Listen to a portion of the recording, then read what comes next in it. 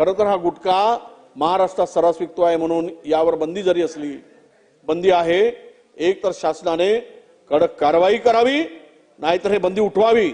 अध्यक्ष महाराज, बंदी उठवा असं म्हणून हे काय सूचित करण्याचा प्रयत्न करतायत या सभागृहातनं? अध्यक्ष महाराज, बंदी उठवण्याचा प्रयत्न करताय का आपण? चला पुढे चला। गुटखा लॉबीला मदत करण्याकरता अशा प्रकारचं विधान करताय का? वडेट्टीवार साहेब बसा। नाही असंही बसवत नाही, तुमचं झालाय विषय। आपण मी त्या हरकतीचा मुद्द्याला ग्राह्य धरत नाही। चला पुढे। तुम्ही विचारलं ना प्रश्न, आता बंदी उठवा विचारलं तुम्ही। अध्यक्ष महोदय, अत्यंत खरं म्हणजे नेते आहेत ना बाबा, बर्बाद होणाऱ्या पिढीला वाचवण्यासाठी ही लक्षवेधी आहे असं माझं मत आहे। कारण मुंबईपुरता जरी विषय नाही, महाराष्ट्रामध्ये सुद्धा मोठा हे सगळं सुगंधित तंबाखू, गुटखा वगैरे। अध्यक्ष महोदय, आपल्या तिथे फार आपल्या सगळ्यांना माहित आहे की कॅन्सरचं प्रमाण प्रचंड मोठ्या प्रमाणात वाढलं आणि त्यातलं मोठा जर काय प्रकार असेल तर तो सुगंधित गुटखा हा आहे। अध्यक्ष महोदय, गुजरात मार्गे सर्रास महाराष्ट्रामध्ये हा विक्री केला जातो। इतर राज्यामध्ये याला बंदी नाही। मला वाटते मंत्री महोदयांकडे माझी आपल्या माध्यमातून विनंती आहे अध्यक्ष महोदय, की एक तर याच्यातून प्रचंड महसूल आपला बुडतोय, विषयांतर थोडा होईल। एकीकडे आपण तुटीचा अर्थसंकल्प दिला, मी सांगतो, मी विषयावर येतो, विषयावर जरा विषय आहे ना, विषयावर येतो, परत त्याचा अजून आहे ना आपली नाही विषयावर येतो मी। प्लीज प्लीज जरा एकदम तुम्ही टोकू नका। आम्हाला 30 वर्ष झाले सभागृहात, आम्ही काही एवढं काही नवीन नाही की आपण आपल्याला सूचना करावी। मंत्री महोदय, आम्हाला विनंती आहे। हा भयंकर मोठा प्रकार आहे। गुजरातच्या माध्यमातून महाराष्ट्रामध्ये हा सगळा गुटखा येतोय, गुजरात मधून येतोय। सापडलेले अनेक धागेदोरे गुजरात पर्यंत। अध्यक्ष महोदय, माझी विनंती आहे, एक तर याच्यावरची बंदी उठवा, 10,000 कोटी रुपये येतील, पण हे नाही रोखू शकत तुम्ही, कारण सगळे याच्यामध्ये इन्व्हॉल्व आहेत।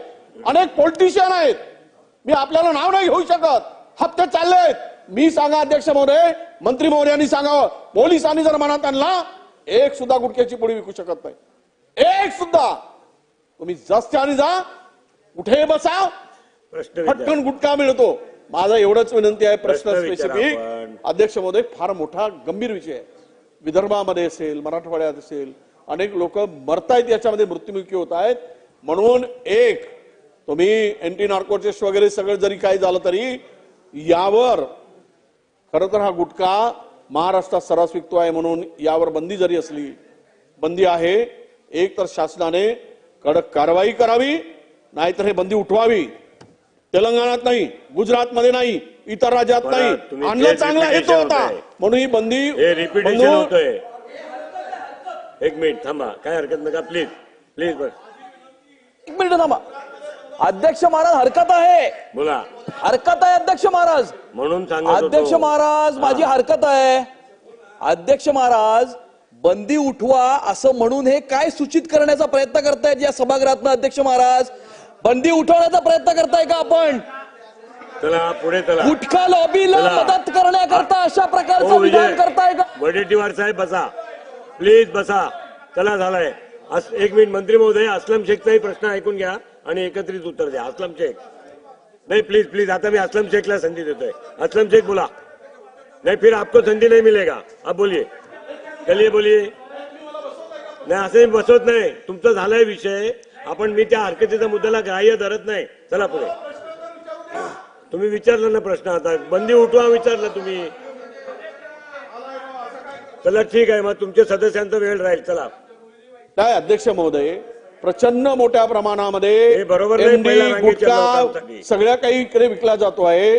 या संदर्भात शासनाची भूमिका, हे सगळे उपाययोजना फेल होत आहेत, म्हणून आपण यापेक्षा अधिक कारवाई करणार का? खरं म्हणजे गुटखा विक्री करणाऱ्यावर नॉन बेलेबल ऑफेन्स हा प्रोव्हिजन असली तरी लगेच सुटले जातात, म्हणून काही कडक उपाययोजनेसाठी कायद्यात सुधारणा करणार आहात का?